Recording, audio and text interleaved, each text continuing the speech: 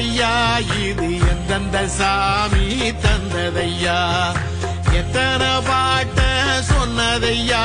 அத சுத்துற பூமி கண்டதையா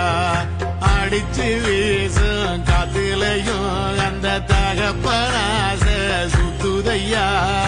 பிடிச்சு பூக்கும் விதையிலும் ஒரு வம்சத்து கதையே உள்ளதையா